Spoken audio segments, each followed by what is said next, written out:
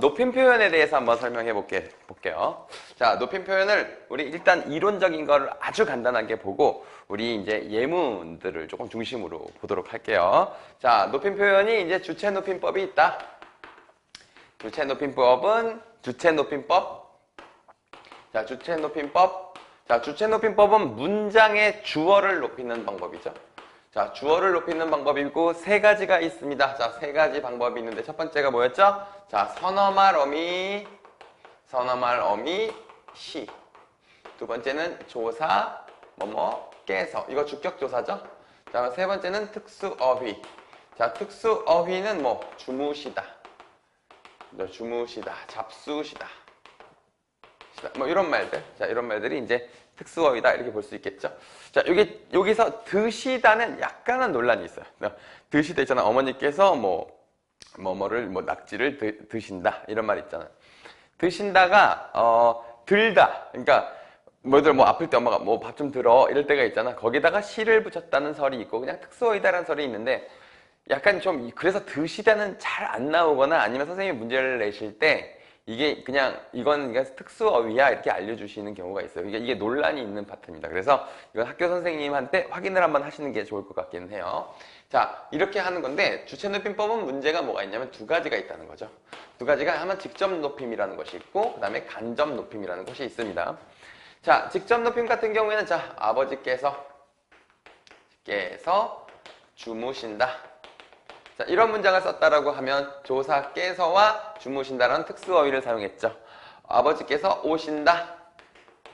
그러면 이거는 시라고 하는 선어말 어미 시를 사용한 거죠. 그렇죠? 자, 이런 것들은 너무 간단한 거니까 알 거고요. 자, 간접 높임인데 간접 높임을 설명하기에 앞서서 자, 이걸 한번 설명해 봐야 될 것 같아요. 자, 우리가 서술절을 아는 문장이라고 들어보셨죠? 자, 서술절을 아는 문장. 자, 서술절을 아는 문장은 이렇게 생긴 겁니다. 그는 키가 크다 이렇게 되는 거 있죠. 자, 이렇게 생기면 그는이 주어잖아요. 이게. 그치? 키가 크다가 서술어예요. 자, 얘가 서술어가 되는데 서술어 자체가 문장이죠. 그쵸? 서술어 자체가 문장이니까 여기서 다시 주어, 서술어 이렇게 나오게 되잖아요. 그죠? 이런 형태의 문장을 서술절을 아는 문장이라고 하는데 선생님이 갑자기 이걸 왜 얘기를 하느냐? 자, 요게 이제 요 간접 높임법에서 활용이 되는 겁니다. 간접 높임법에서 이거 뭐냐면 자, 아버지께서는 키가 크시다. 이렇게 되는 거죠. 그쵸? 자, 그러면 얘가 서술절을 아는 문장의 형태인데 자, 요게 지금 그러면 어떻게 되는지 봐봐요. 얘가 이 아버지가 주어예요. 자, 그런데 요거만 봤을 때는 얘가 또 주어, 키가 주어고 얘가 서술어 이렇게 되죠. 그렇죠? 그런데 이 아는 문장의 이 서술절 요 부분만 보면은 키가 크시다 이렇게 되면 키는 높임의 대상이 아니죠 원래. 그런데 높이는 형태인 선어말 어미 시를 사용했잖아요. 그치? 요걸 가지고 우리가 간접 높임이라고 합니다. 근데 이거는 다른 형태가 있어요. 그러니까 이 간접 높임은 약간 딱 고정적인 형태는 아니고 약간 다른 형태가 있어요. 자, 이런 거 있습니다. 이게 이제 간접 높임이 약간 좀 논란이 있는 부분이 있어서 선생님이 몇 가지 좀 얘기해 주려고 하는 거예요. 자, 이거는 아버지의 키가 크시다. 이렇게 되면은 이건 아버지의 키 자체가 주어가 된 거죠. 그쵸? 이건 이제 관형격 조사를 사용했으니까 이렇게 된 거죠. 이것도 지금 높임을 사용했잖아요. 그치? 높임 사용했죠? 사용했으니까 이것도 간접 높임이라고 봅니다. 그러니까 이런 형태만 있는 건 아니라는 얘기예요. 다른 형태도 있어요. 자, 이게 첫 번째 형태. 서술절을 아는 형태로 높이는 겁니다. 어머니께서는 키가 크시다 이런 식으로. 자, 이렇게도 되고요. 아버지는 키가 크시다 이렇게도 됩니다. 자, 그 다음에 세 번째가 뭐냐면 자, 이게 두 번째고 세 번째가 뭐냐면 이게 단어를 가지고 높이는 방법이 있어요. 자, 자, 선생님의 따님께서는 공부를 안 하십니다. 따님이라고 하는 말이 지금 요게 이제 선생님의 딸을 높였죠. 근데 나보다 되게 어린데 따님이라고 이렇게 높였잖아요. 그쵸? 따님께서는 이렇게 사용하는 경우 있잖아요. 이런 경우도 간접 높임이에요. 근데 이제 교과서에서는 일반적으로 그리고 보통 일반 교과서에서는 요게 제일 많이 나오는 거죠. 그쵸? 그래서 얘가 서술절을 아는 형태의 문장인데 얘가 이렇게도 높일 수가 있다. 요거 이해하고 계시면 되겠어요. 자, 그런데 여기서는 문제가 나올 수 있는 유형이 하나가 더 있는데 뭐가 있느냐면 요거는 이따가 지워야 되니까 지금 잘 기억을 해 두셔야 돼요. 자, 이런 거 있잖아요. 자, 커피가 나오셨습니다. 자, 이렇게 되면 이건 잘못된 간접 높임이라고 얘기합니다. 자, 고객님께서 주문하신 커피가 나오셨습니다. 이러면 이거는 잘못된 표현이라고 해요. 자, 그 이유는 뭐냐면 이게 이 커피라고 하는 것 때문에 그래요.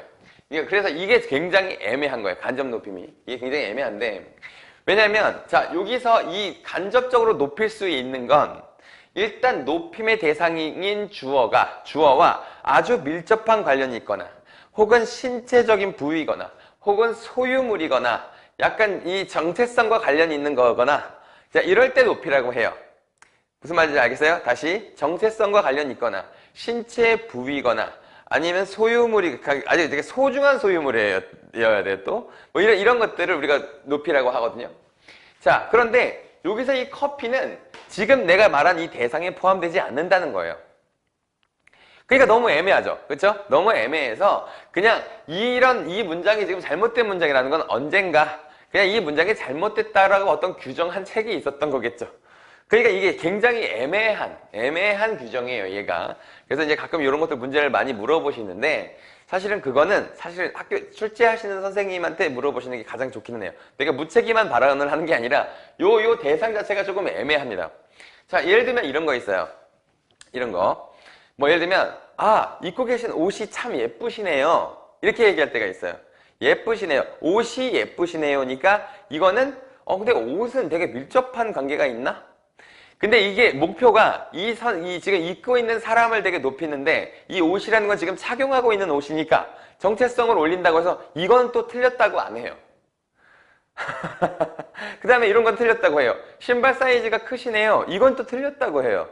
그러니까 이게 너무 애매하잖아요. 그쵸? 애매해서 이게 이제 그 교재나 학교에 있는 교재나 아니면 선생님이 주신 프린트를 한정해서 거기 나온 예문과 관련 있는 걸로 보셔야 돼요. 그러면 선생님이 그걸 틀렸다고 하실 수가 없을 테니까. 선생님이 왜 이거를 되게 명확하게 못하는지 좀 알겠죠. 그렇죠? 자, 이렇게 그러니까 이런 겁니다. 그러니까 이렇게 하는 건데 제가 대표적인 예문이 커피 나오셨습니다는 틀렸다. 이게 되게 대표적인 거예요. 왜냐하면 이 커피라고 하는 것이 굉장히 밀접하게 관련이 있는 것이 아니다. 이런 말이죠. 그렇죠? 네, 그렇게 되는 거예요. 자, 그래서 이게 서술절을 아는 문장의 형태로 간접 높임을 만들 수 있다. 이게 나올 수 있을 것 같아요. 학교에서 서술절을 아는 문장을 설명했으면 이게 반드시 나온다는 뜻이 될 겁니다. 자, 이게 주체 높임법이죠. 자, 객체 높임법은 매우 쉬워요. 자, 객체 높임법은 매우 쉽고 짧습니다. 객체 높임법은 목적어나 부사어를 높이는 방법이에요. 그렇죠? 목적어나 부사어를 높이는 방법인데 자, 그래서 방법이 첫 번째는 선어마로미 시가 없어요. 얘는 조사 깨인데 요 깨는 부사어일 때만 사용합니다. 선생님 중요한 걸 하나 빼먹었네요. 자, 이 간접 높임을 할 때는 선어마로미 시만 사용하고요. 자, 여기 특수어휘를 사용하지 않습니다. 자, 특수어휘를 사용하지 않아요. 그래서 교장 선생님의 말씀이 있으셨다는 맞는데 교장 선생님 말씀이 계셨다 그럼 틀리는 거예요. 알겠어요? 자, 계시다는 특수어휘잖아요. 그죠? 그래서 특수어휘를 안 씁니다. 여기 특수어휘 안 쓴다. 간접 높임에서는 직접 높이면 쓰죠. 간접 높임에서 특수어휘 안 쓰는 거예요. 자, 선생님 빼먹어서 미안합니다.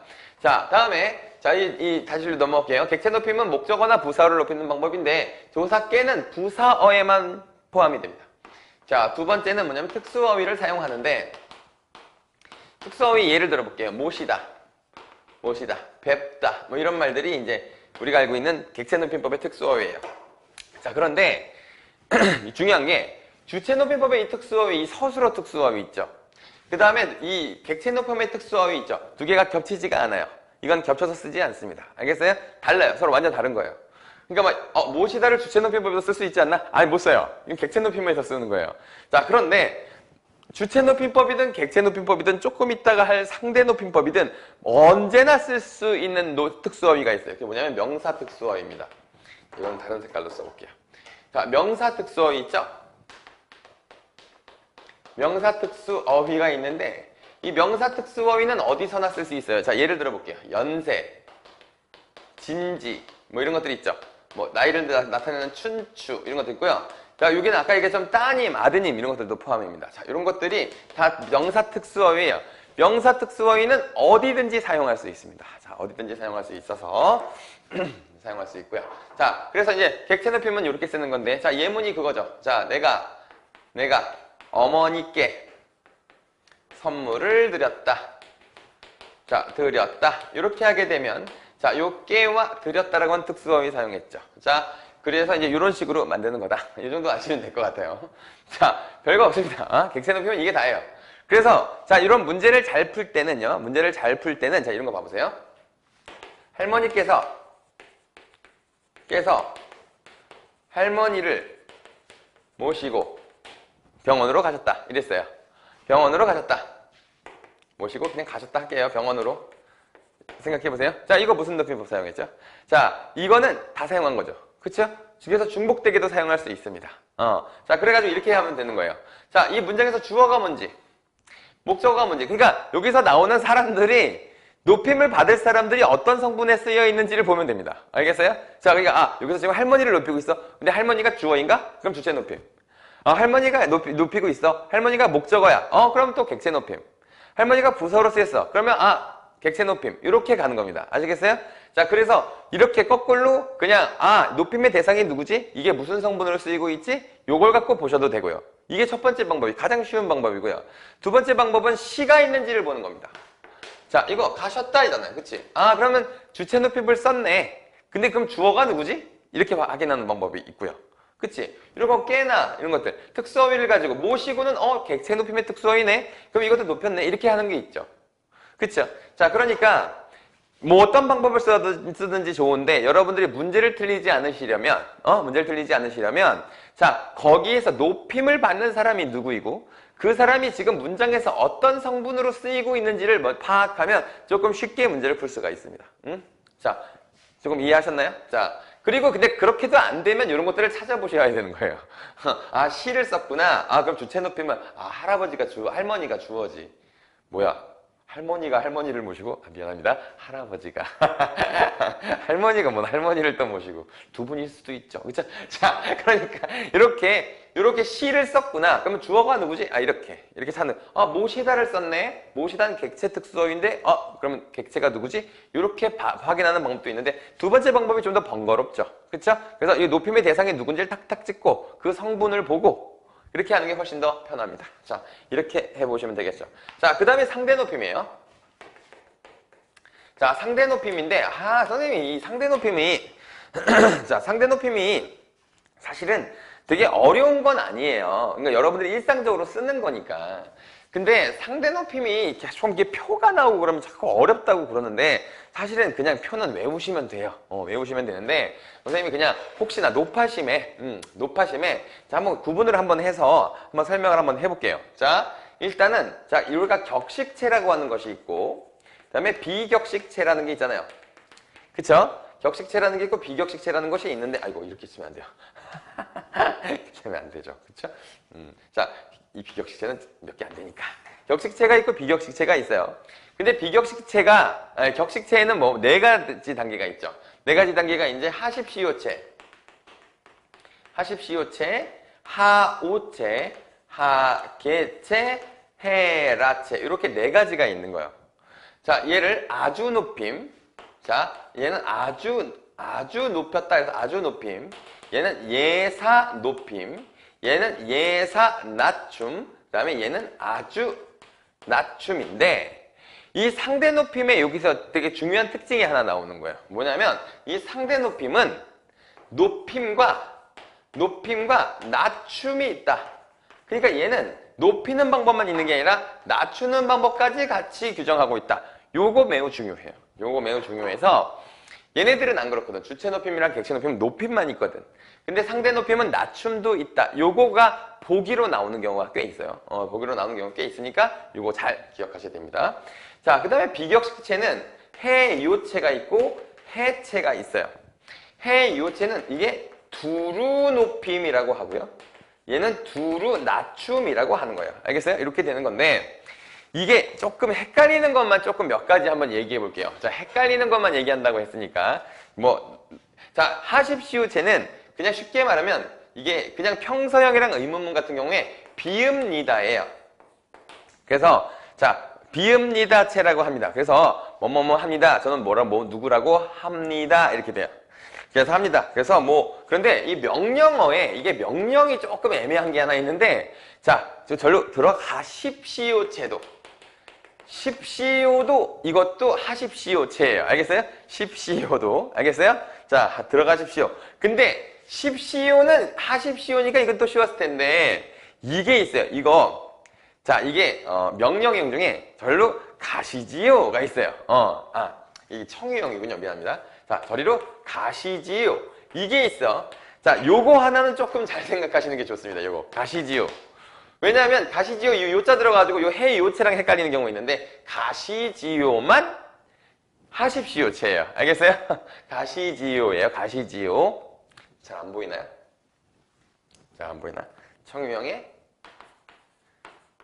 저리로 가시지요. 이런 거 있죠. 뭐뭐 하시지요. 이거 시지요. 얘가 있어요. 자, 요거만 조금 보시면 되겠고요. 다음에 하오체는 자, 뭐뭐 대부분 다 뭐뭐 하시오제예요. 얘는 들어가지 마시오. 응? 자, 이런 건데 이런 것들 몇 가지 구려, 뭐뭐 하는 구려, 아 제가 또 떠나는 구려, 이런 말들이 있어요. 뭐뭐 구려, 구려도 하오체예요. 요거는 조금 알아두는 게 좋겠죠. 그 다음에 뭐뭐 합시다, 합시다, 뭐뭐 합시다, 갑시다, 뭐 먹읍시다, 이런 말들 있죠. 이런 말들도 사실은 이제 청유형으로 이것도 하오체에 포함이 됩니다. 그쵸? 하계체는 사실은 이거는 나 가네, 자 가세, 이런 말들 내나 세를 사용하는 경우가 있어요. 근데 여기 있어요. 가는가, 이런 거, 가는가, 이런 것들도 사실은 하계체입니다. 아시겠죠? 자, 하계체고 가는구먼, 이런 거 있어요. 가는구먼, 저리 가는구먼. 가는구먼도 하계체예요. 여기 구려가 하오체죠. 아, 저기 가는구려는 하오체. 가는구먼, 이거는 하계체. 그쵸? 요즘에 너무 많이 쓰죠? 저 친구가 저기 가는구먼? 이런 거 많이 쓰죠? 진짜 많이 써요? 잘 안 써요. 그래서 문제 잘 안 나오는 거예요. 그래서 선생님이 수업 시간에 얘기 잘 안 했던 거고, 지금 영상으로 알려주는 겁니다. 그쵸? 헤라체는 지를 제외한 나머지가 들어가는 것들이 다 헤라체예요. 그러니까 밥 먹었냐? 그러니까 이게 해체가 이거 먼저 하는 게 좋을 것 같아요. 해체는 지 요 세 개가 해체거든요. 근데 뒤에 뭐가 더 붙으면 다 헤라체예요. 밥 먹었냐? 밥 먹었니? 뭐 이런 것들이 있죠. 자, 이렇게 이런 것들이 들어가면 헤라체가 됩니다. 그래서 헤라체는 해체랑 구분하는 문제가 가끔 나오는데, 해체를 외우세요. 반말인데 지까지만 해체고요. 뒤에 뭐 붙으면 다 헤라체예요. 알겠어요? 자, 그렇게 되는 거고, 해요체는 여기 되게 쉽죠. 해체에다가 요자만 붙이면 돼요. 밥 먹었어? 밥 먹었어요? 이렇게 되는 거예요. 밥 먹었지? 밥 먹었지요? 이렇게 되잖아요. 그치? 그래서 해요체는 해체에다가 요만 붙이면 되는데, 해체랑 헤라체랑 구분할 때는 지를 제외하고 붙어있는 말들은 다 헤라체다, 이렇게 생각하시면 됩니다. 아시겠어요? 자, 그러면 이게 조금 더 명확해지지 않았을까, 이렇게 생각이 드는데, 사실은 내가 지금 이거 글씨도 좀 보기 힘들겠지만, 사실은 선생님이 생각할 땐 별로 안 중요해요. 별로 안 중요해요. 아니, 안 중요하다고 했는데 또 막 문제가 막 세 문제 나오고 그러면 어떡하지? 아니, 그게 아니고, 이게 요즘에 잘 안 쓰는 말들이 어렵잖아요. 하오체, 하계체 이런 거. 이게 익숙하지 않은 말이라서 어려운 거라, 그래서 잘 안 나옵니다. 자, 여기까지가 이제 그 이론이었어요. 기본적인 이론이었는데, 자, 여기에 대해서 좀 예문 몇 개를 좀 봐볼게요. 우리 예문들을 조금 한번 살펴보도록 해보겠습니다. 자, 이런 문장이 있어요. 자, 이런 문장. 자, 담임 선생님이 키가 크시구나, 이랬습니다. 자, 담탱이가 담임 선생님께서죠, 사실은 원래 키가 크시구나. 이거 뭐예요? 간접높임이죠? 그쵸? 이거 간접높임이에요. 자, 흰머리가, 할아버지께서 그새 흰머리가 많이 넣으셨네? 자, 이거 어때요? 주어를 흰머리라고 사용했죠? 그쵸? 이건 근데 할아버지의 흰머리나 이런 흰머리일 거 아니에요. 그쵸? 그럴 테니까 얘도 간접 높임이죠. 그쵸? 자, 그 다음에 몸은 괜찮으세요? 이런 말이 있어요. 몸은 괜찮으세요?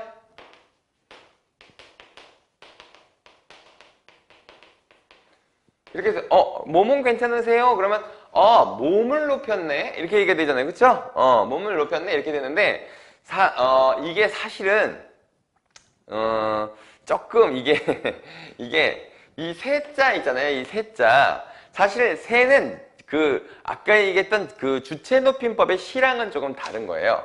이거는 상대 높임 아까 있었죠. 상대 높임의 해요체에 들어가는 거거든요. 이 세요가. 근데 이거를 그냥 간접 높임으로 보기도 합니다.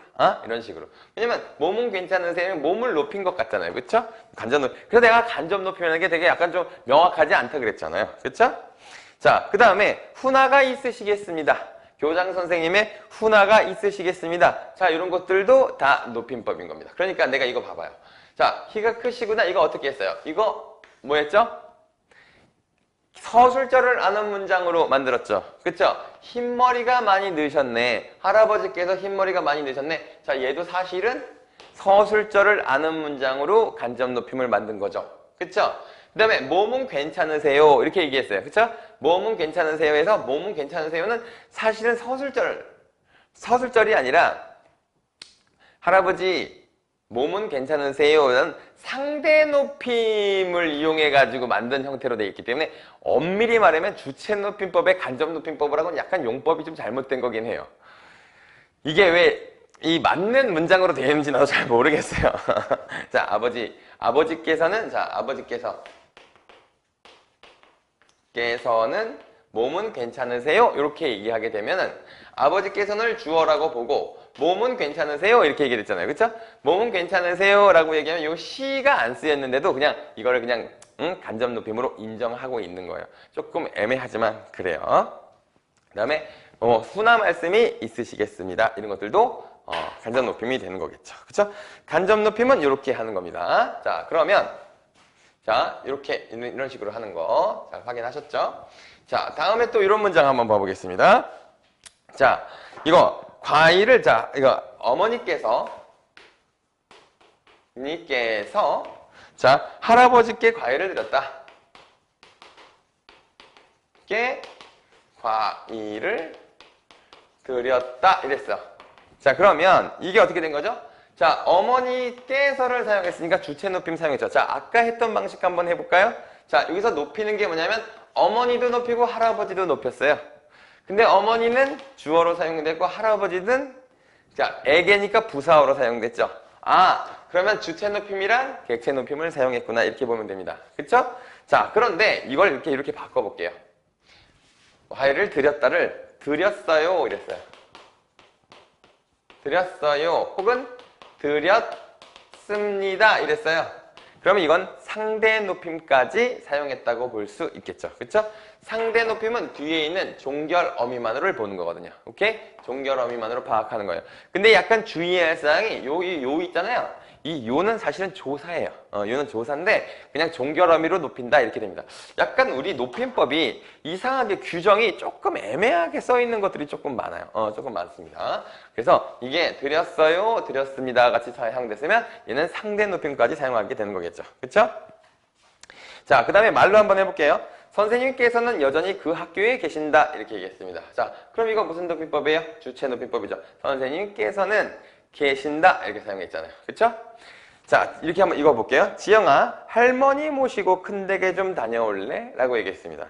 자, 지영아 그랬으니까 상대 높임을 사용했나요? 이거는 상대 높임법을 사용하긴 했지만 이거는 높임이 아니라 낮춤을 사용했죠. 갔다 올래? 라고 했잖아. 올래는 무슨 법이겠죠? 해라체가 되는 거예요. 그쵸? 자, 그 다음에 모시고, 할머니를 모시고 라고 했으니까 얘는 뭘 사용한 거예요? 객체 높임을 사용한 거죠. 그쵸? 그 다음에 아버지께서 점심을 잡수셨다라고 했습니다. 자, 잡수셨다는 아까 얘기했듯이 주체 높임 특수어휘죠. 자, 이런 식으로 예문을 보면 될 것 같아요. 그쵸? 자, 그 다음에 이거 한번 해볼게요. 이게 격식체인지 비격식체인지 판단해보세요. 자, 어서 집으로 가렴 이랬습니다. 자, 어서 집으로 가렴 이렇게 얘기했어요. 자, 그러면 이거는 격식체일까요? 비격식체일까요? 이거 격식체예요. 그쵸? 왜냐하면 내가 아까 나 어서 집으로 가. 여기까지가 해체였죠. 가라, 가렴, 뭐 이런 거였지. 빨리 가냐? 이렇게 얘기하는 거 있죠? 이렇게 뒤에 뭐가 지를 빼고 나머지를 그 반말인데 아어지까지만 해체예요. 렴, 뭐 가냐, 빨리 가라 이렇게 붙으면 다 해라체가 되는 겁니다. 자, 그 다음에 집에 어서 집으로 가요 이랬어요. 가요는 요가 붙었으니까 해요체니까 비격식체네요. 그쵸? 자, 가구려가 있었어요. 자, 가구려가 뭘까요? 가구려 하오체였죠. 그쵸? 하오체니까 얘도 격식체입니다. 가십시오 격식체죠. 그쵸? 그래서 내가 지금 얘기했던 세 가지 집으로 가렴, 집으로 가구려, 집으로 가십시오. 요 정도만 격식체다. 이렇게 볼 수 있겠네요. 그쵸? 자, 그 다음에 요 문장을 한번 생각해 볼게요. 선생님, 자, 이거 한번 써보겠습니다. 선생님, 일단 이렇게 불렀으면 상대 높임 쓰겠죠? 그쵸? 그동안 건강하게 지내셨습니까? 이렇게 물어봤어요. 그쵸? 자, 그러면 뭐뭐 비읍니까니까 얘 뭐예요? 비읍니까니까 이상하네요. 그쵸? 얘는 격식체고요. 하십시오체니까 아주 높임이죠. 그쵸? 하십시오체 이렇게 됐습니다. 자, 그렇게 이런 식으로 쓰면은 이제 얘가 자 하는 건데 근데 약간 좀 뭔가 찜찜합니다. 그쵸? 이게 이거 상대 높임만 사용했구나. 이러면 틀립니다. 왜 그럴까요? 진에 시가 있었죠. 그래서 주체 높임도 사용한 거예요. 자, 이거 주체 높임도 사용한 건데 선생님 근데 이게 주어가 그럼 뭐예요? 선생님께서는 그동안 건강하게 지내셨습니까? 라는 뜻이겠죠. 그래서 이렇게 주어가 생략되어 있는 경우가 있는 거예요. 그쵸? 자, 그래서 이거는 이게 봐봐. 이거는 요거 갖고 해야 되겠죠. 그쵸? 비읍니까니까 상대 높임도 맞는데 시를 썼으니까 주어가 있겠네. 이 주어가 누굴까? 선생님이겠네. 그래서 주체 높임이랑 상대 높임을 같이 썼구나. 이렇게 판단하셔야 되는 거예요. 알겠어요? 자, 그래서 이게 그냥 일반적으로는 그냥 이렇게 주어가 생략된 문장 같은 경우에는 이 주어가 뭐지를 딱 생각하는 습관이 있으셔야 됩니다. 특히나 상대 높임과 같이 쓰일 때는 상대 높임과 주어가 겹치면 일반적으로 생략해버리거든요. 알겠어요? 그래서 선생님 하고 불렀으면 이 선생님하고 부른 말이 무슨 성분으로 쓰이고 있는지 선생님 제가 선생님께 선물 드리려고요 라고 했어요. 자, 이건 뭘까요? 선생님 제가 선물 드리려고요 이랬어요. 선생님 선물 드리려고 이게 뭘까요? 상대 높임 맞죠? 그리고 드리려고요니까 해요체죠. 그치? 근데 드리다가 뭐예요? 비계 객체 높임법에서 쓰이는 특수어휘죠? 그치? 그러니까 이거는 객체 높임과 상대 높임이 되는 거예요. 선생님 제가 선물 드리려고요. 이것도 같이 기억하십시오. 이렇게 되면은 이렇게 선생님 이렇게 누군가 불렀어. 그럼 불렀으면 이 성분이 또 뭐로 쓰이는지를 확인해야겠구나 이렇게 생각하셔야 됩니다. 아시겠어요? 문장에서. 자, 그래가지고 이거 그럼 이거 비슷한 거 하나만 더 해보겠습니다. 자, 이거 아주머니께서는 고구마를 주셨습니다. 자, 요 문장 한번 해볼게요. 자, 아주머니께서는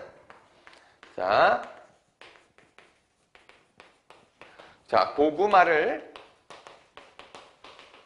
주셨습니다. 이랬어요. 자, 그러면 아주머니께서는 이라고 했으니까 주체 높임법이네요. 그쵸? 그 다음에 주시 있으니까 주체 높임법이네요. 이렇게 보면 되겠다. 그치? 그래서 얘는 주체 높임법은 썼어요. 그쵸? 그런데 어떻게 해요? 비읍니다를 썼네요. 그쵸? 비읍니다 썼잖아. 씁니다잖아. 씁니다. 비읍니다 썼으니까 상대 높임법이랑 주체 높임법을 사용하였구나. 이렇게 생각해야 되겠죠. 그쵸? 이거는 드러나진 않았겠지만 자, 옆집 아주머니께서 고구마를 주셨습니다. 이렇게 얘기하면 누군가에게 얘기하는 것처럼. 그러니까 이거는 서술어만 보고 맨 뒤에 있는 종결어미만 보고 판단하셔야 되니까 이것 때문에 좀 틀리는 경우가 있긴 있어요. 그러니까 이걸 상대 높임이 있다고 해야 되나? 누굴 부르질 않았는데 부르지 않아도 이거 썼으면 그냥 상대 높임이라고 쳐야 되는 겁니다. 알겠죠? 자, 그리고요. 뭐 이런 것들 있네요. 그쵸? 자, 할머니가 고민이 있는 것 같아 이랬어요. 이건 할머니께서 고민이 있으신 것 같아. 이런 식으로 고쳐야 되죠. 그쵸? 아까 간접 높임은 특수어휘를 사용하지 않는다고 했으니까 고민이 계시다 하면 안 돼요. 고민이 있으신 것 같아. 이렇게 얘기해야 되겠죠. 그치? 자, 그 다음에 할아버지께서는 이미 진지를 잡수셨다. 이렇게 썼으면, 자, 할아버지께서는 깨서를 사용했고, 잡수셨다라고 하는 특수어휘도 사용되었고, 그렇죠? 이렇게 사용된 겁니다. 자, 요 정도로 알아두시면 될 것 같아요. 자, 문장 하나만 더 할게요. 이 제품의 가격은 25,000원이십니다. 이렇게 얘기했어요. 자, 그럼 이건 어때요, 문장이? 이 제품의 가격은 25,000원이십니다. 자, 그래서 이 제품의 가격은 2만 원이십니다. 이랬어요. 자, 이거 맞아요, 틀려요? 이거 틀렸죠? 자, 이건 25,000원이십니다가 아니라 입니다. 이렇게 써야 돼요. 왜 그렇죠? 내가 아까 높임의 대상이 있을 때 높임의 대상과 되게 밀접한 관련이 있는 무언가를 높여야 된다 그랬잖아. 근데 이 제품의 가격 그러면 이 제품은 어차피 높임의 대상이 아닌 거예요. 그쵸? 그러니까 이렇게 쓰면 안 되는 겁니다. 그쵸? 자, 이거는 되게 명확하죠? 이건 확실히 이 간접 높임을 사용하면 안 되겠구나. 이걸 되게 명확하잖아. 왜냐하면 이 높임의 대상이 없잖아, 여기에. 그치? 없으니까 또 높이면 안 되는 겁니다. 자, 이 정도로 하면 높임법은 조금 정리가 됐을 것 같습니다. 자, 그러면 이 다음에는 이제 시제에 대해서 설명을 한번 해볼게요. 자, 그러면 이제 시제에 대해서 설명을 할 텐데, 자, 이 시제는 배울 때는 참 쉬운데 문제를 냈을 때는 조금 어려울 수 있다는 점 꼭 기억하시고, 자, 그리고 들어보시면 되겠습니다. 자, 일단 시제라고 하는 것의 약간 일반 개념부터 한번 볼게요. 자, 시제라고 하는 것이, 자, 이렇게 생각해 보겠습니다. 자, 요 시점을 지금 현재 시점이라고 볼게요.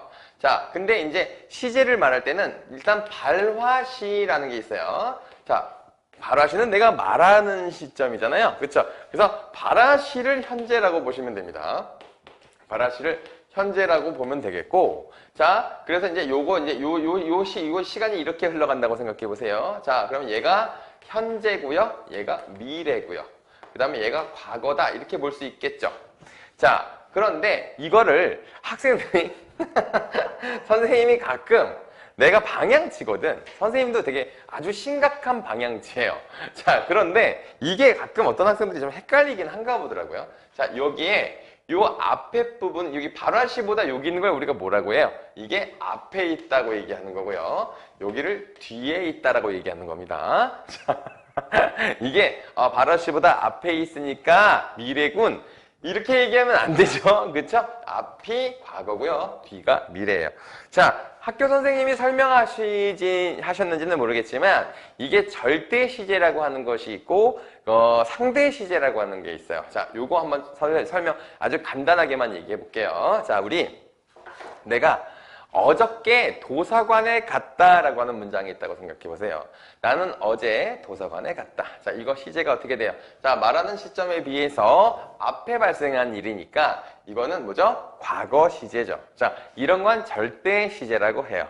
자, 그런데 내가 어저께 도서관에 갔는데 그때 내 친구 선영이는 이미 가고 없었다라고 얘기했어요. 자, 그러면 여기서의 이 갔을 때를 기준으로 해가지고요. 그때에서 시점을 보는 거야. 그때 예를 들면 내가 어제 도서관에 갔을 때 내 친구 선영이는 밥을 먹고 있었다 라고 하게 되면 밥을 먹는 행위가 딱 갔을 때 동시에 발생한 일이죠.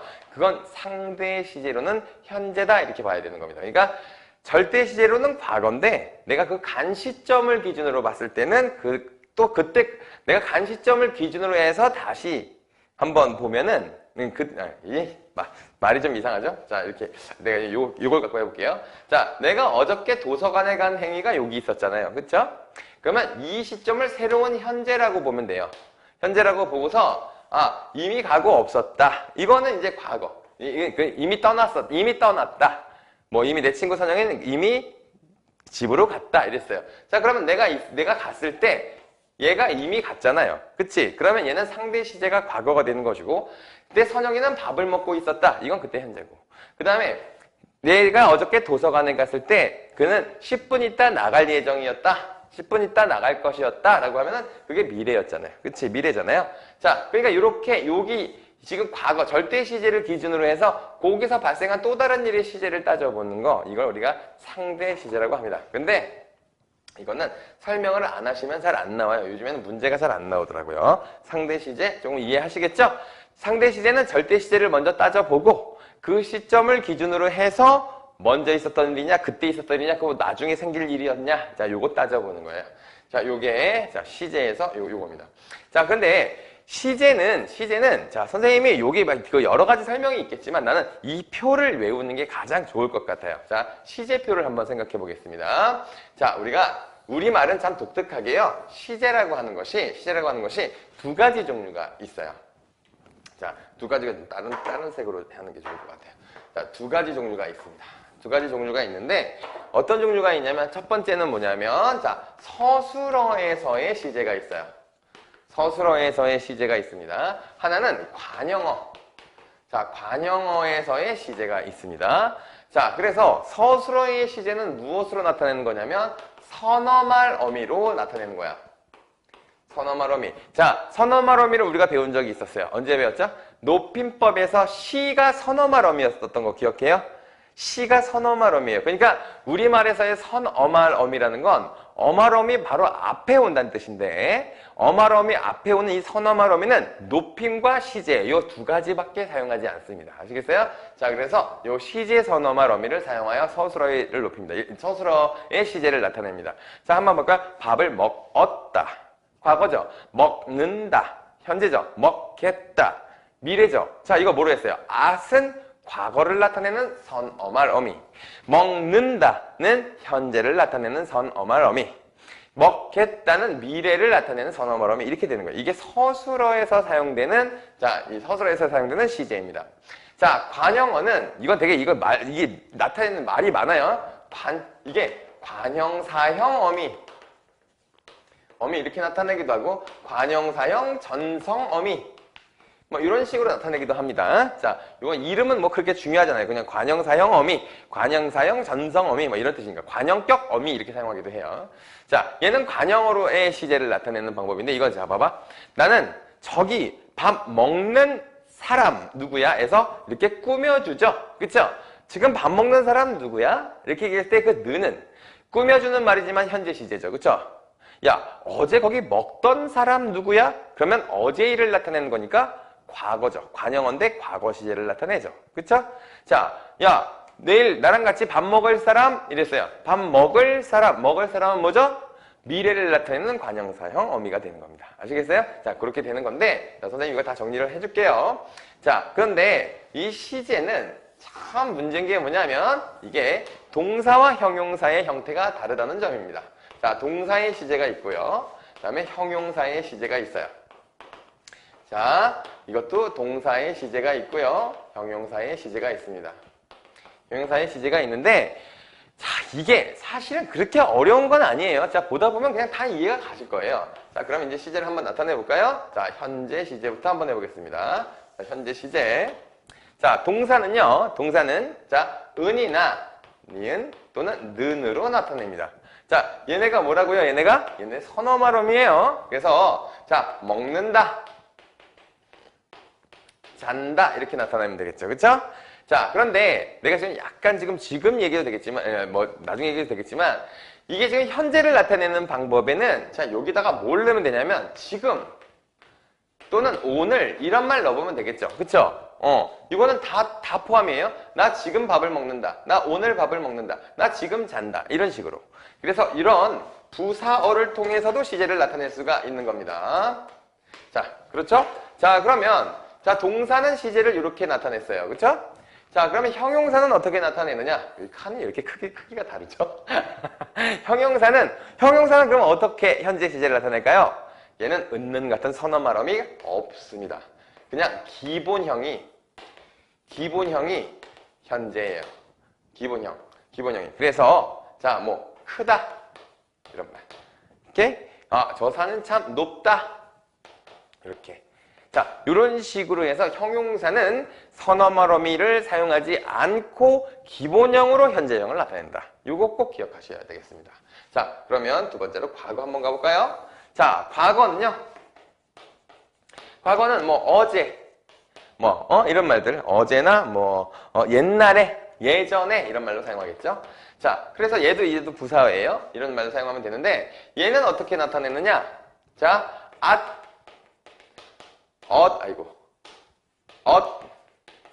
더 이렇게 세 개입니다. 자, 얘도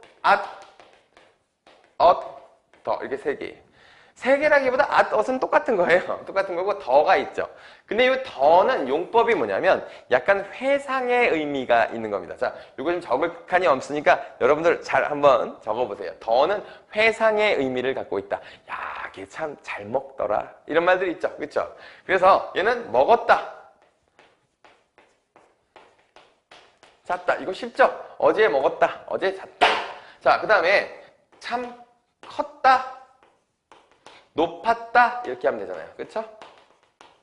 이렇게 되니까, 자, 얘는 이제 과거로 나타내는 거 너무 쉬워요. 그쵸? 자, 미래 더 쉬워요. 미래. 이건, 내일. 이렇게 얘기하면 되잖아요. 그쵸?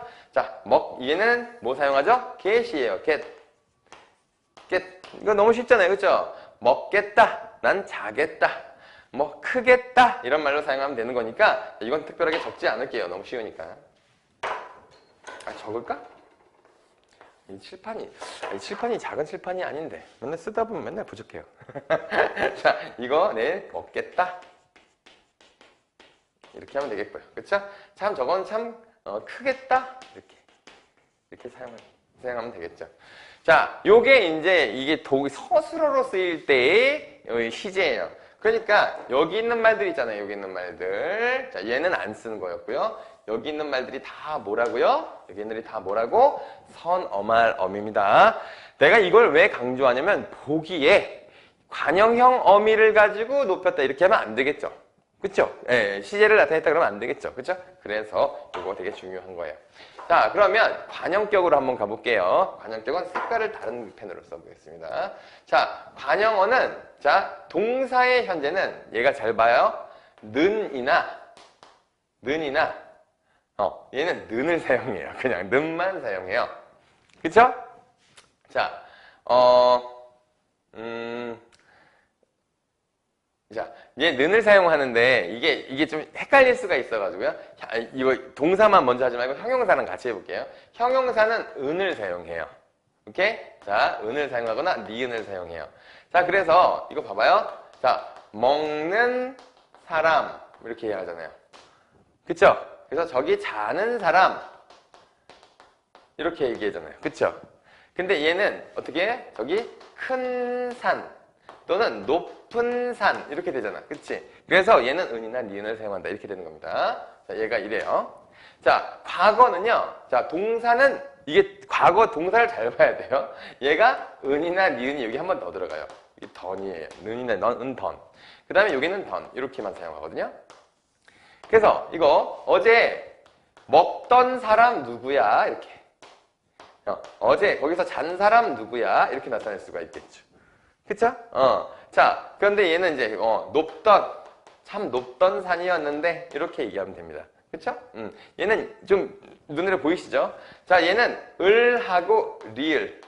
얘도 똑같이 을하고 리을이에요. 그쵸? 밥 먹을 사람.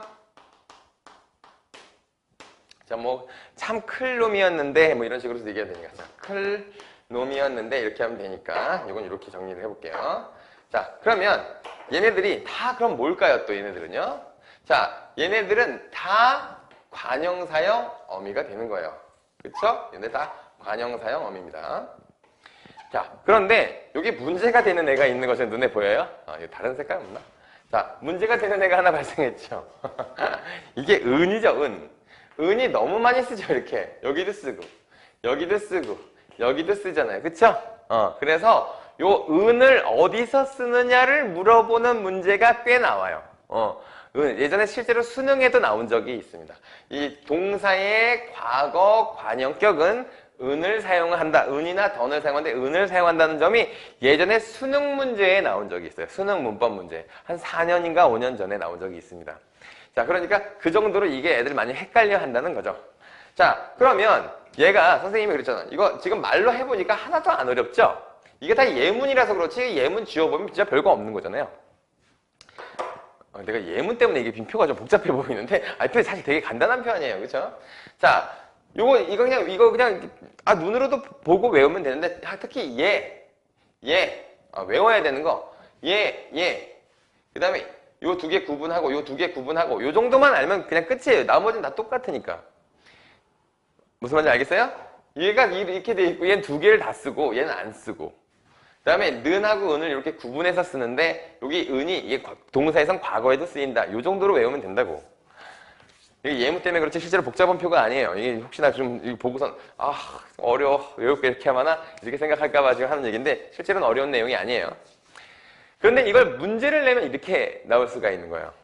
자, 그래서 문장에서 관형격으로 쓰이는 과거를 나타낼 때에는 동사의 경우 던을 사용한다. 이랬어요. 그러면 던을 사용한다 자체가 맞는데 얘도 은도 포함됐죠. 근데 이렇게 하는 경우가 있어요. 동사의 관형격 과거를 나타냈을 때는 선, 어말, 어미, 던을 사용한다. 이랬어. 그럼 뭐죠? 선, 어말, 어미가 아니니까 틀렸죠. 그치? 그러니까 이게 너무 많은 걸 한 방에 물어볼 수가 있기 때문에 이를 문장으로 풀어서 보기를 내는 문제를 꼭 내시더라고요.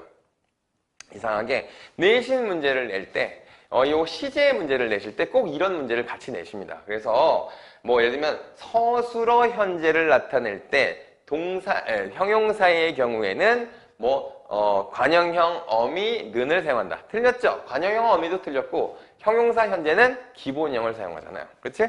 그래서 이런 식의 이 문장을 조금 익숙하게 하려면 이 표를 쉽게 그릴 줄 알아야 돼요. 여러분들은 이 예문을 빼고 그리면 되니까 훨씬 더 간단하게 그릴 수 있거든요.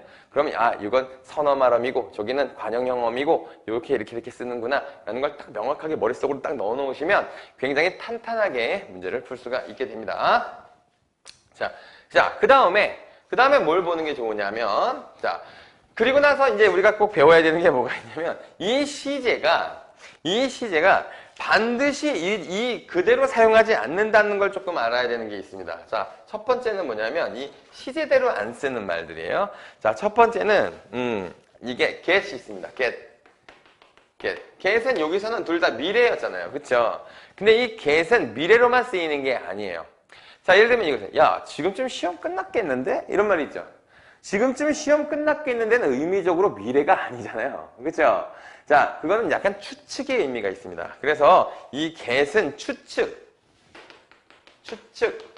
의지 또는 가능성 이럴 때 이제 또 사용합니다. 야, 일 지금 잘 되겠는데? 가능성. 야, 나 내일 꼭 1등하고 말겠어. 100점 말고 100점을 맞고 말겠어. 의지죠. 그치? 이런 식으로 사용할 수 있으니까 미래의 의미 말고도 이런 의미를 추가로 갖고 있다. 자, 요거 아셔야 되고요. 그 다음에 at 있잖아요. at은 여기 과거 쓰이는 거잖아요. 그쵸?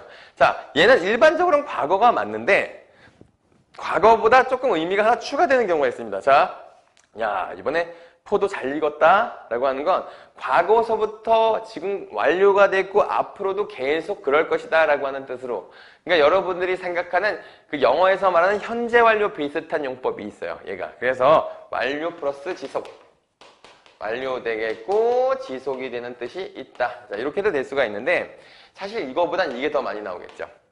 야, 오늘 내가 잠은 다 잤다. 야, 다 잤다. 이렇게 되죠. 이거 잤다는 어때요? 미래죠. 그쵸? 미래에 반드시 발생할 아주 확신 있는 미래. 자, 확실한 미래일 경우에 이렇게 과거형을 사용하게 돼. 나 오늘 밤에, 잠은 다 잤다. 야, 니들 너 오늘 할 건 다 했다. 야. 이런 말들은 못한다는 뜻이잖아요. 그쵸? 그러니까 이제 그렇게 쓸 때가 있습니다. 그 다음에, at이, 이건 at하고 ot이고, 그냥 at 또는 ot이 있어요. 이건 뭐냐면 선생님을 두고 한번 해보세요. 야, 선생님은 참 잘생겼다. 이러면 내가 기분 좋겠어, 안 좋겠어요? 좋죠. 그쵸? 그런데 선생님 참 잘생겼었다. 잘생겼었어. 이 말하면 내가 기분 좋을까? 안 좋겠죠. 왜냐하면 잘생겼었어는 이거는 지금이 현재는 안 잘생겼다는 뜻이에요. 과거에는 잘생겼는데 지금은 안 잘생겼다는 뜻이라고요. 그쵸? 자, 이게 무슨 말이야? 과거와 완전히 반대되는 현재일 때 쓰는 말. 혹은 아주 먼 과거일 때 이렇게 두 가지로 쓰입니다. 그래서 이거는 현재와 대비되는 과거일 때 사용하거나 아니면 아주 먼 과거일 때도 사용합니다. 그래서 이 세 가지 용법은 조금 기억해 두시는 게 좋을 것 같고요. 자, 그 다음에 또 하나 알아야 되는 건 동작상입니다. 자, 동작상을 알아야 되는데, 자, 동작상은 사실은 되게 쉬운 애예요. 자, 동작상은 우리가 판단하기는 굉장히 쉬워요. 동작상이 두 가지가 있습니다. 처음엔 진행상이 있어요. 진행상 그냥 외우세요, 이거. 진행상. 뭐뭐 하고 있다. 뭐뭐해 가다. 자, 이런 말이 있으면 진행상입니다. 그 다음에 완료상 같은 경우에는요, 완료상은 뭐뭐뭐뭐 하있다. 또는 뭐뭐 버리다. 이렇게 쓰는 건데, 얘네들은 사실은 이게 보조 용언을 이용해가지고 만드는 거예요. 자, 예를 들면, 이게 내가 이렇게 앉아있다고 쳐보세요. 자, 그럼 내가 앉는다는 동작인데, 이렇게 쓰면 내가 앉아있는 동작을 계속 하고 있다는 느낌이 들 수도 있잖아요. 그쵸? 자, 그러면 이건 진행상을 써야 돼? 아니면 완료상을 써야 돼? 앉는 행위가 끝난 건가? 아니면 그냥 앉는 행위가 계속 되는 건가? 이게 조금 헷갈릴 수도 있지 않아요? 뭐 일반적으로 잘 안 헷갈리죠. 잘 안 헷갈리는데 이게 그냥 동작으로 봤을 때는 이 진행상이 고 있다예요. 그래서 선생님은 앉아있다 라고 하면 계속 앉는 행위가 지속되는 상태를 나타내는 말이고요. 앉고 있다는 그 행위를 내가 지금 그 행위를 하고 있다는 뜻이에요. 그래서 뭐 일이 잘 되어 간다라는 것도 지금 이 진행되고 있다 이런 뜻이고요.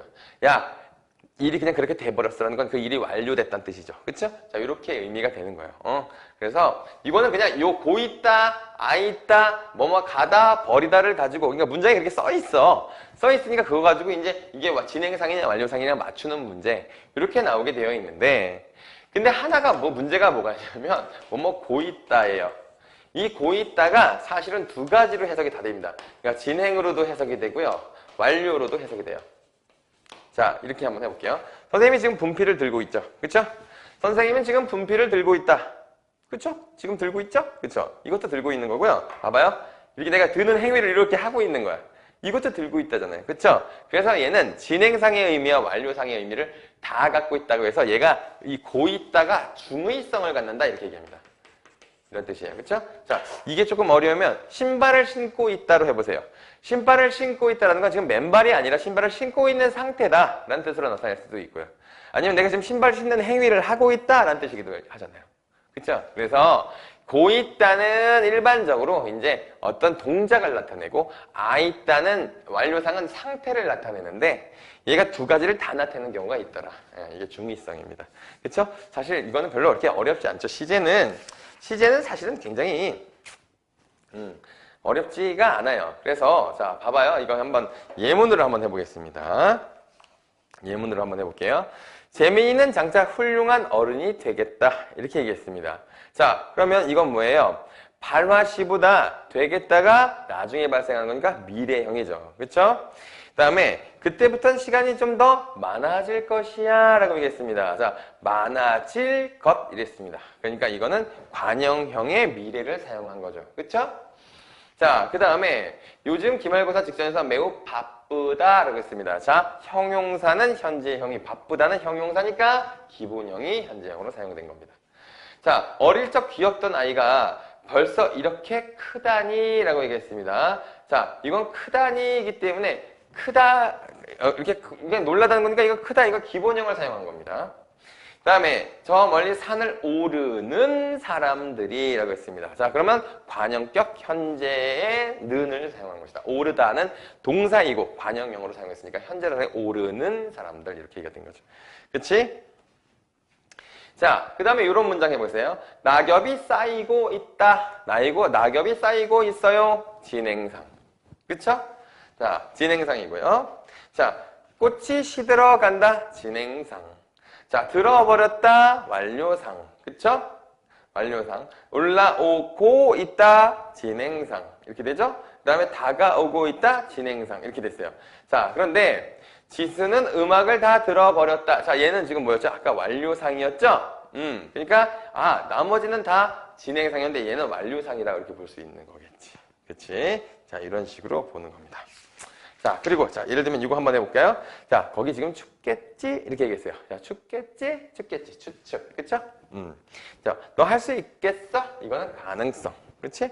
자, 끝냈겠다. 또 추측. 그쵸? 그 다음에, 내가 내일은 꼭 잡겠다. 이거 의지. 이렇게 의미를 찾아내는 문제도 나올 수가 있는 겁니다. 그쵸? 자, 요 정도 보시면 여러분들이 되게 이제 어려워하는 것들은 다 해결이 됐을 거예요. 그쵸? 자, 그러면 이 다음에 피동 표현이랑 인용 표현으로 한번 가보겠습니다. 자, 안녕하십니까? 자, 오늘은 피동에 대해서 한번 해보겠습니다. 자, 선생님이 피동이, 많이 적혀 있네요. 그쵸? 왜 적혀 있을까요? 선생님이 마이크를 끄고 녹화를 했어요. 그래서 목소리가 하나도 안 들어간 촬영본이 있는데, 그때 적어놨는데, 선생님이 별로 중요한 내용, 많은 내용들이 아니길래, 선생님이 그냥 적어둔 채로 그냥 설명해 보도록 하겠습니다. 자, 우리가 이제 이 피동이라고 하는 거는 사실은 우리가 영어에서 말하는 수동태 비슷한 거예요. 그죠? 수동태 비슷한 건데, 자, 그래서 이제 영어에서 일반 문장, 그러니까 능동태, 자, 이거 능동이죠. 자, 그래서 경찰이 도둑을 잡았다. 자, 이런 문장이 있다고 생각을 해보세요. 자, 이 문장은 지금 잡았다를 기준으로 했을 때 주어와 목적어를 필요로 하는 두 자리 서술어의 문장이에요. 능동 문장이에요. 자, 이 능동 문장, 이건 없다고 생각해 보세요. 능동 문장은 제 힘으로 한다는 겁니다.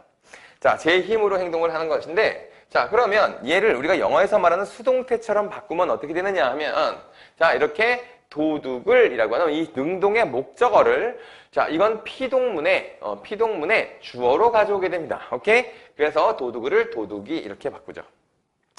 자, 그 다음에 이 능동의 주어는 어떻게 되느냐? 피동에 이렇게 부사어로 오게 됩니다. 그래서 경찰에게 이렇게 하게 되는데, 자, 재밌는 건 여기 이게 이 부사어로 바뀔 때 이 조사가 붙잖아요. 조사가 붙을 때 조금 유형에 따라 좀 달라질 수가 있어요. 그러니까 여기에 유정물이 오게 되면은 에게가 오고요. 무정물이 오게 되면 에가 오게 되는데, 자, 이게 무슨 말이냐 하면, 자, 봐봐요.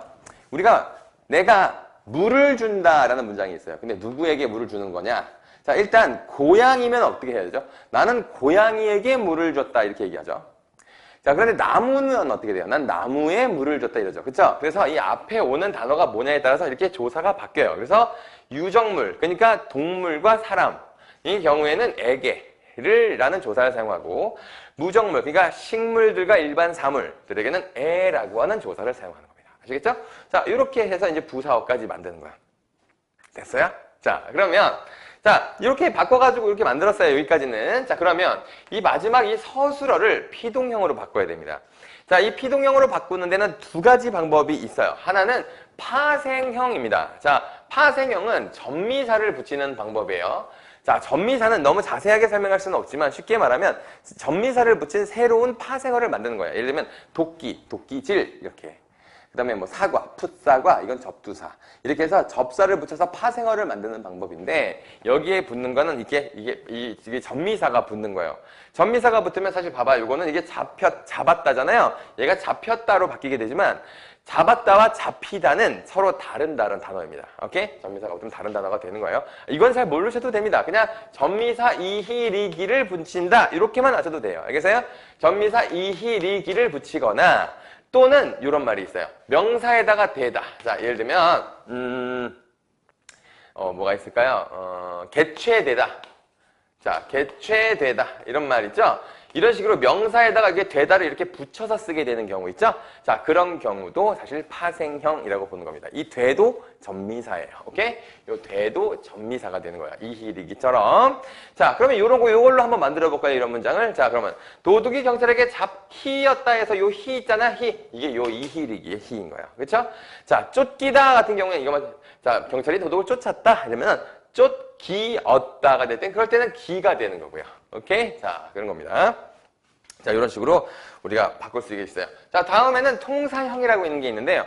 통사형은 뒤에 보조용언을 붙이는 방식인 거예요. 그래서 뭐뭐 어지다와 뭐뭐 하게 되다인데 선생님 여기도 되다가 있는데 이렇게 되다가 또 있네요. 자, 요 되다와 여기 되다는 달라요. 얘는 이렇게 띄어 쓰잖아요. 그래서 명사에 붙여 쓰는 것이 아니기 때문에 얘는 보조용언이고 얘는 전미사인 겁니다. 자, 아시겠죠? 자, 그래서 이렇게 하면 이게 얘는 제 힘으로 하는 행동이고 얘는 누군가에게 어떤 행동을 당하는 방식인데, 자, 이렇게 되는 것이 아주 기본이죠. 자, 그러면 이 피동이라고 하는 것이, 자, 이거 다 적으셨나요? 이거 사실 이걸 적어요. 다 알고 있겠죠, 이미. 자, 그런데 자, 그럼 이 피동이라고 하는 이 문장은 조금 두고서 설명을 해볼게요. 자, 그러면 이 피동이라고 하는 것이 그럼 어떤 효과가 있는가를 한번 생각해 보겠습니다. 자, 피동형은 첫 번째로는 어떤 효과가 있느냐면 일단 대상이 강조되기 때문에, 자, 이 대상이라는 건 도둑이에요. 대상이 강조되기 때문에 행동의 주체를 숨길 수 있습니다. 그래서 도둑이 잡혔다 하게 되면 경찰에게 라는 것이 생략이 가능하기 때문에, 자, 첫 번째 기능은, 자, 주체를, 이 주체는 능동에서의 주어가 주체예요. 얘를, 자, 숨기거나 그러나 밝히지 않을 수 있다. 밝히지 않을 수 있다라고 하는 장점이 있습니다. 자, 그 다음에 두 번째는 누군지 모를 때, 주체가 누군지 모를 때도 사용할 수 있다. 그 다음에 세 번째는 뭐가 있냐면, 얘는 객관성을 높인다 이렇게 얘기합니다. 자, 예를 들면, 자, 내가 꽃병을 깼어요랑 꽃병이 깨졌어요 같은 경우에 둘 중에 뭐가 더 상황을 객관적으로 표현하는 겁니까? 꽃병이 깨졌어요가 더 객관적이죠? 그렇죠? 그래서 객관성이 더 높다 이렇게 설명할 수가 있어요. 자, 그 다음에 자, 이제 출제 포인트로 한번 가보겠습니다. 자, 출제 포인트를 한번 가보면, 자, 첫 번째로 나올 수 있는 거는 약간 이게 잘못된 피동에 대해서 나올 수가 있습니다. 자, 잘못된 피동. 잘못된 피동이 두 가지가 있어요. 자, 잘못된 피동의 첫 번째는요. 자, 첫 번째는 과도한 피동입니다. 과도한 피동은 좀 쉬워요. 얘도 그렇게 어렵진 않아요. 이런 거 있지. 나는 그 일이 잘 될 거라고, 자, 생각한다가 있고요. 자, 생각된다가 있죠. 그쵸? 자, 이건 봐봐요. 생각한다와 생각된다 중에는 뭐가 더 올바른 표현일까요? 자, 이런 거. 생각한다가 더 올바른 표현이고 얘는 별로 올바르지 않은 표현입니다. 자, 이렇게 생각되어야 됩니다. 이런 말들 있죠? 우리가 사람들이 약간 겸손하게 표현한다고 가끔 이런 말들을 사용하는데, 내가 그렇게 생각한다고 하면 혹시라도, 진짜, 나의 생각을 너무 강요하는 것처럼 느껴질까봐, 그러나 봐요. 생각됩니다. 이렇게 하곤 하는데, 이런 말들은 과도한 피동이라고 합니다. 오케이? 자, 이런 것들은 이제 보통 일반적으로 이렇게 되다. 이런 말로 많이 사용하게 됩니다. 자, 그래서 약간 쓸데없는 피동을 사용하지 말아라. 이렇게 되는 건데, 이거는 선생님이 예전에 그 피동 파트 문제에서 3번, 4번 문제로 좀 설명을 했었죠. 그쵸? 자, 그러니까 이런 건 살짝 넘어가겠습니다. 자, 그 다음에 두 번째는 뭐냐면 이중피동이에요. 이중피동은, 자, 아까 얘기했던 이희리기하고 돼 있잖아요. 얘랑 그 다음에 어지다랑 같이 쓰는 겁니다. 그래서 요 어지다가 늘 함께 쓰이는 약간 비동문을 이중비동이라고 하는데, 자, 이런 겁니다. 자, 이게 플러스 플러스 어지다를 같이 쓰는 경우입니다. 그러면 이도 아까 얘기했던 이희리기에 있는 이가 있고 어디다를 같이 쓰게 되면 안 되겠죠. 그러면 얘는 이중비동문으로 잘못 쓰인 문장이 되는 거예요. 그래서 쓰여졌다 이런 말, 쓰여지다 이런 말 쓰면 안 되는 거예요. 이 책은 잘 어지다 이렇게 쓰면 안 됩니다. 아시겠죠? 자, 이런 것들을 우리가 이중비동이고, 자, 얘 아까 어지다 이렇게 써도 이것도 이중비동이 되는 거겠죠. 그쵸? 자, 이렇게 쓰면 안 된다 이런 얘기를 하는 게 이중비동이에요. 이중비동을 구분하는 방법은 뭐냐면 어지다를 지워보는 게 좋은 방법입니다. 자, 그래서 자, 이 책은 영어로 쓰이었다. 어디다를 지웠는데도 말이 되잖아요. 그러면 이중비동이에요. 그래서 이 책은 잘 읽힌다. 어디다 지워도 말이 되는구나. 그럼 이중비동이에요. 자, 올림픽이 개최된다. 이것도 말이 되네? 그러면 이것도 이중비동이에요.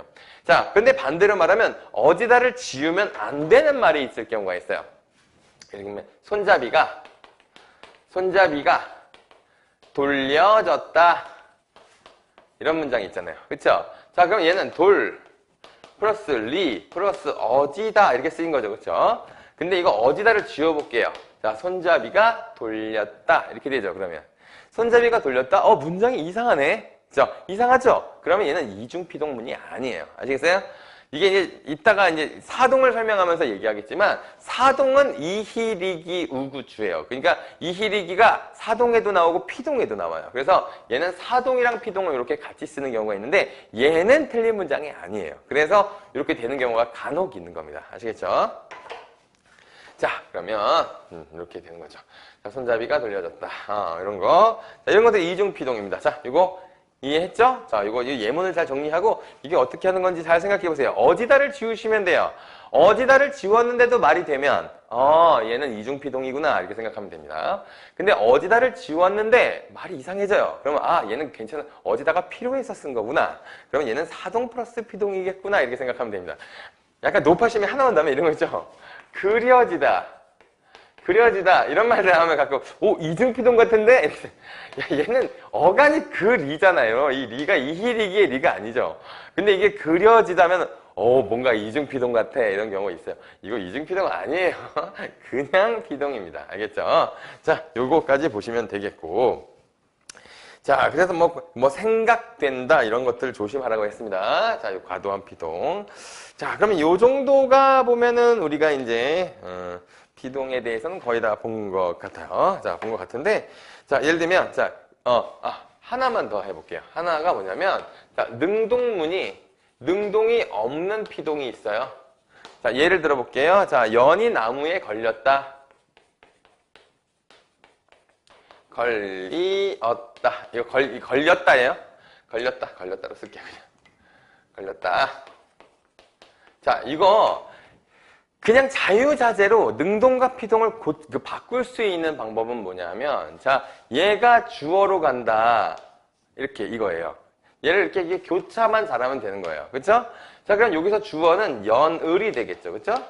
연을. 그러면 얘가 어떻게 될까요? 걸었다가 돼야 되죠. 누가? 나무가. 나무가, 이거 뭐지? I am 뭐지? 그건가요? 얘가, 나무가 이 행동을 못 하잖아요. 나 진짜로 지금, 어벤져스 걔 누구죠? 하여튼 걔 있잖아요. 그래서 기억력이. 자, 어쨌든. 자, 나무가 연을 걸었다 말이 안 되죠. 그죠? 비슷한 예문이 하나 더 있죠. 다리가. 미안해. 다리가 나무에 걸렸다. 이런 문장이 있어요. 자, 그러면 나무가 다리를 걸었다. 이렇게 고쳐야 되죠, 이거를. 그러니까 얘를 목적어로 가져온다. 목적어를 주어로 가져온다. 요거이지, 요거. 그러니까 이거를 잘하는 게 매우 중요한 거예요, 요 두 개. 이걸 왔다 갔다 시키는 거. 그러니까 이거는 어떤 문장을 외우려고 들지 말고 요 두 개를 왔다 갔다 하는 그냥 이렇게 오게 되는 겁니다. 근데 그래도 문장이 조금 이상하다라고 하게 되면 얘는 능동이었구나, 피동이었구나 이렇게 판단할 수 있는 겁니다. 자, 이렇게 어떤 특징이 있느냐면요. 자, 얘가 요 나무에라고 하는 요 부사어 있잖아요. 얘가 무정물의 경우에 이렇게 능동이 안 되는 경우가 많습니다. 자, 아시겠죠? 근데 무슨 될 때도 있어요. 될 때도 있으니까 모두 다 그런 건 아니니까 여러분들 이렇게 만들어 보셔야 됩니다. 자, 그래서 연이 나무에 걸렸다라는 문장이 있고, 자, 그 다음에 이런 거 있죠. 그의 이론이 사실로 증명되었다라고 했어요. 그의 이론이 사실로 증명되었다. 자, 이거는 지금 뭐죠? 피동문이죠. 능동으로 고쳐보세요. 어떻게 해볼까요? 그의 이론을 증명하였다. 이렇게 되는 거겠죠. 누군가가 그의 이론을 증명하였다. 여기는 그래서 부사어인 그 주체가 생략되어 있는 형태예요. 내가 지금 얘기한 문장은. 다시. 그의 이론이 사실로 증명되었다. 선생님 지금 얘 문장을 지금 쫙 하고 있으니까 잘 봐봐요. 자, 그의 이론이 사실로 증명되었다. 자, 이것도 지금 파생형 피동을 사용한 거죠. 증명이라고 하는 명사에다가 되다를 붙여서 썼으니까. 자, 그러면 얘가 그의 이론이가 이렇게 가야 될 거예요. 그쵸? 자, 그러니까 그의 이론을 증명하였다. 이렇게 하면 돼요.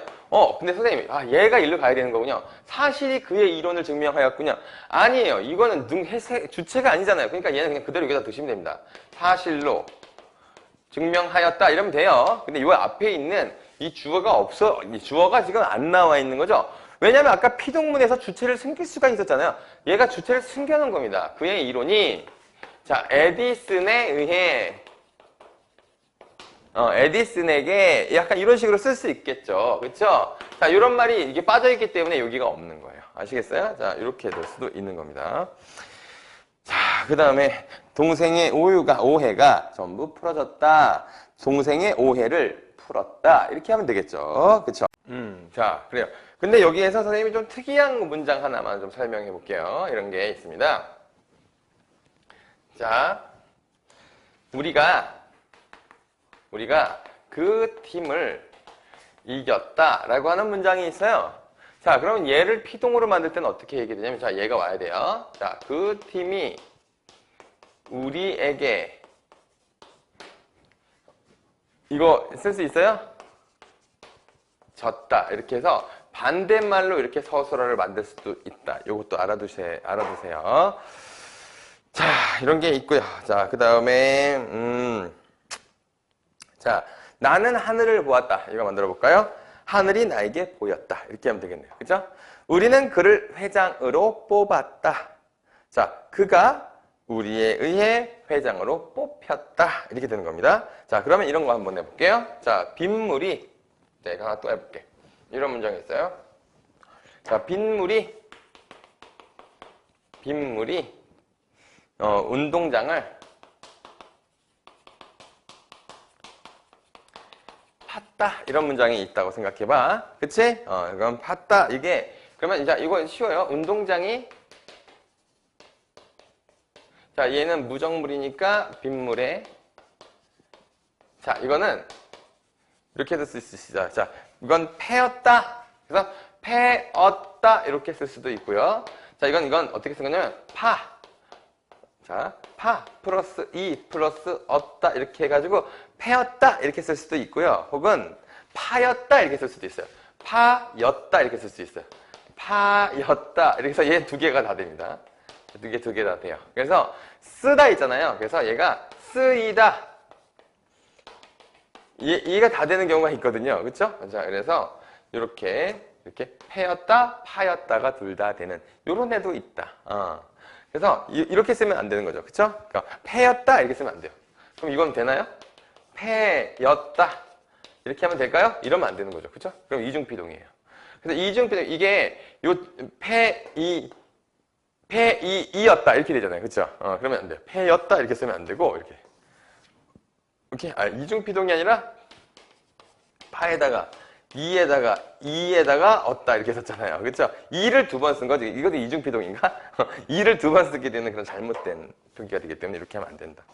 자, 이거 잘 알아두시면 좋을 것 같고요. 자, 그 다음에 또 뭐가 있을까요? 자, 사냥꾼이 사슴을 쫓는다. 이거 피동 만들어 볼까요? 자, 사슴이 사냥꾼에게 쫓긴다. 이렇게 잘 쓰겠네요. 동생이 컵을 깼다. 컵이 동생에 의해 깨졌다. 이렇게 할 수 있겠네요. 자, 뭐가 있을까요, 또? 그 다음에, 자, 오케이. 자, 이거 문장을 한번 잘 생각해 보세요. 아직은 때가 아니라고 생각된다. 자, 이거 문제가 뭐예요? 내가 아까 생각한다로 고쳐보시면 된다 그랬죠? 아직은 때가 아니라고 생각한다. 자, 이 문장이 되면 생각된다라고 쓸 필요가 없는 겁니다. 광장은 최인훈에 의해 지어졌다라고 얘기했는데, 자, 이거는 최인훈에 의해 지어졌다라고 최인훈이 지었다. 이게 이 문장이 가능한데, 지어졌다 이렇게 과도하게 피동을 사용할 필요가 없다는 겁니다. 그치? 그 다음에 건물이 빨리 복원돼야 한다. 복원해야 한다로 고칠 수가 있으면 이건 이렇게 쓰실 필요가 없는 겁니다. 그래서 오늘 회의에서 다루어질 내용은 무엇인가요? 오늘 회의에서 다룰 내용은 무엇인가요? 이렇게 다루어질을 다룰로 고칠 수 있으면 얘도 과도한 피동이에요. 아시겠죠? 과도한 피동은 이렇게 되는 거고. 자, 이중 피동은 별로 할 게 없네요. 그쵸? 자, 요 정도 보시면 될 것 같습니다. 자, 피동 틀리지 않고 잘 하십시오. 자, 우리 인용 표현 한번 해볼게요. 자, 인용 표현은 사실은 영어에서 그 say를 tell me 이걸로 고치는 거 있잖아요. 그거랑 비슷한 거거든. 영어 문법으로 한국 문법을 설명하는 이 자존심 상하는 일이 꽤나 많이 발생하죠. 그렇죠? 자, 직접 인용은 이렇게 따옴표를 치고 뭐뭐라고 혹은 하고 이렇게 표현하는 건데 얘네가 이제 라고랑 이 하고가 다 조사라고 이렇게 생각하시면 됩니다. 이 조사예요. 그러면 이걸 이제 간접 인용으로 바꾸거나 이렇게 서로 이게 바꿀 수가 있는데, 자, 간접 인용은 이거 이 따옴표를 없애고 고라고 하는 조사를 이용해서 이렇게 바꾸는 걸 얘기하는 거예요.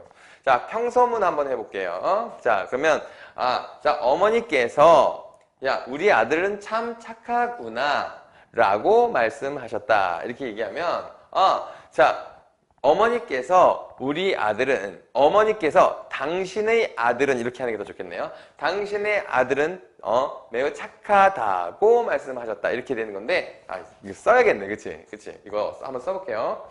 자, 어머니께서 우리 아들은, 자, 이거 친구 어머니라고 하자. 이게 더 편할 것 같아. 친구 어머니께서 우리 아들은 매우 착하다. 착하구나. 이렇게 하자. 착하구나. 라고 하셨다. 이렇게 할게요.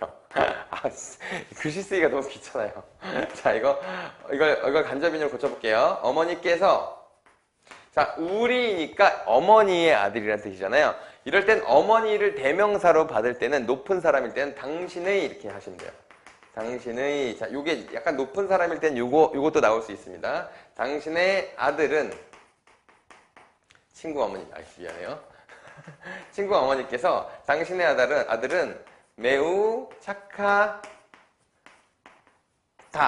여기가 다. 이게 종결어이에요. 고 하셨다. 이렇게 되는 겁니다. 오케이? 자, 그래서 이게 바뀌는 부분이, 자, 우리를 이렇게, 당신의 이렇게 바뀌고요.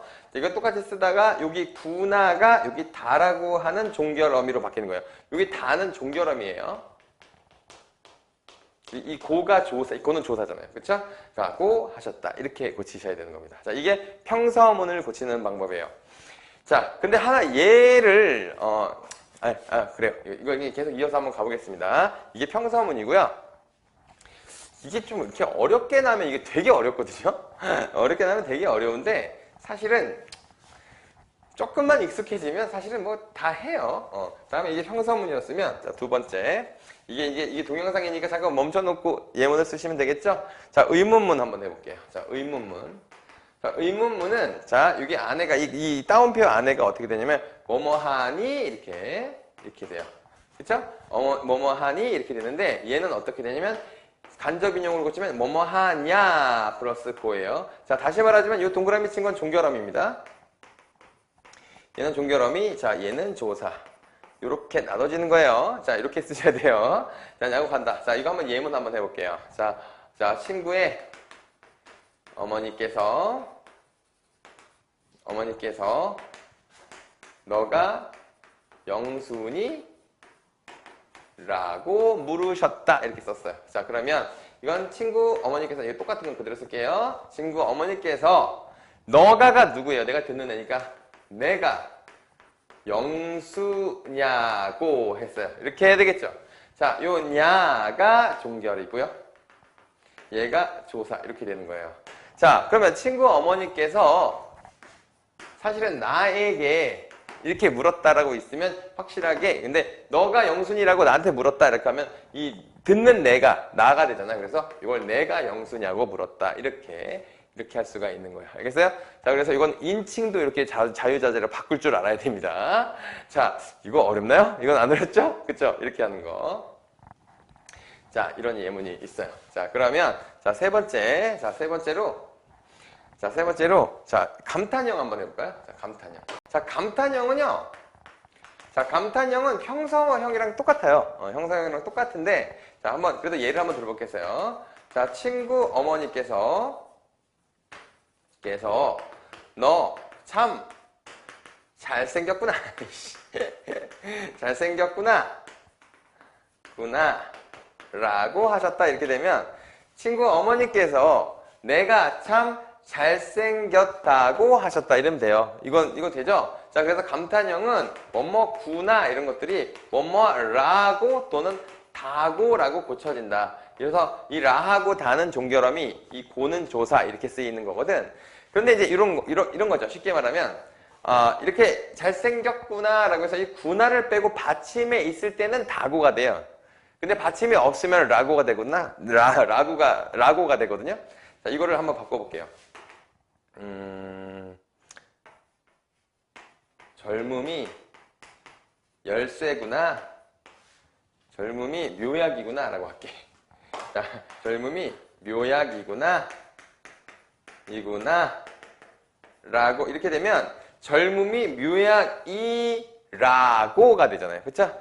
그래서 이거 받침이 없으면 라고가 되고요. 받침이 있으면 다고가 돼요. 근데 이거 평서형도 그래요. 평서형도 그러니까 이거는 뭐 감탄형이랑 평서형은 똑같다. 이렇게 봐도 됩니다. 아, 이게 참, 이게 쓰는 게 귀찮네. 미안해요. 자, 열심히 할게요. 자, 다음에 청유형 한번 볼게요. 자, 청유형. 자, 이 청유형은, 자, 뭐뭐 합시다. 자, 뭐뭐 합시다. 합시다. 이렇게 끝나면, 이거 라고잖아요. 그치? 자, 근데 이건 뭐뭐 하자고. 그래서 이 자고가 됩니다. 오케이? 자는 종결음이고요. 고는 조사. 이렇게 되는 거예요.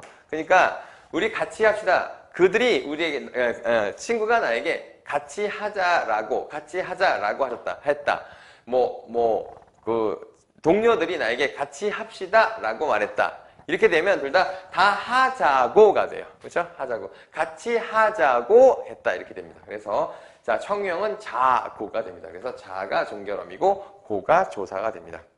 명령형은 어라, 아라가 되는데 그건 그냥 라고가 됩니다. 자, 이것도 자, 야, 밥 먹어라. 이렇게 되면 엄마께서 나에게 야, 밥 먹어라. 라고 하셨다. 이렇게 되면 밥 먹어라. 밥을 먹으라고 하셨다. 이렇게 되잖아요. 그렇죠? 그거는 선생님이 너무 쉽게 고칠 수 있는 거라서 이렇게 할게요. 왜냐면 지금부터 이제 주의사항 얘기하겠습니다. 자, 일단 이 주의사항이 더 중요해요. 시제를 바꾸는 거 한번 설명해 볼게요. 자, 이거 시제는 여러분들이 잘 따져보셔야 돼요. 자, 어머니께서 어제 나에게 너 내일 여기로 와 라고 하셨다. 이렇게 돼 있어요. 이게 있고, 어머니께서 어제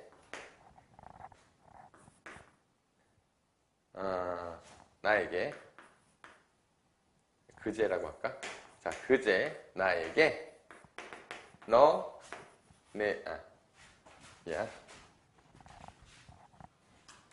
나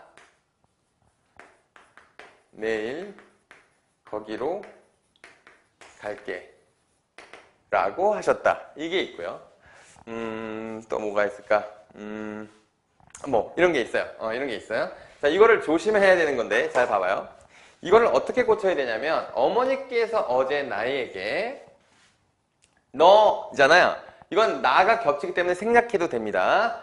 자, 내일 여기로 라고 쓰면 안 돼요. 왜냐하면 어머니께서 나에게 너 내일 여기로는 어머니가 있는 곳이잖아요. 그러니까 나에게 내일이 아니라 미안해요. 어제의 내일이니까 오늘, 그리고 여기는 거기로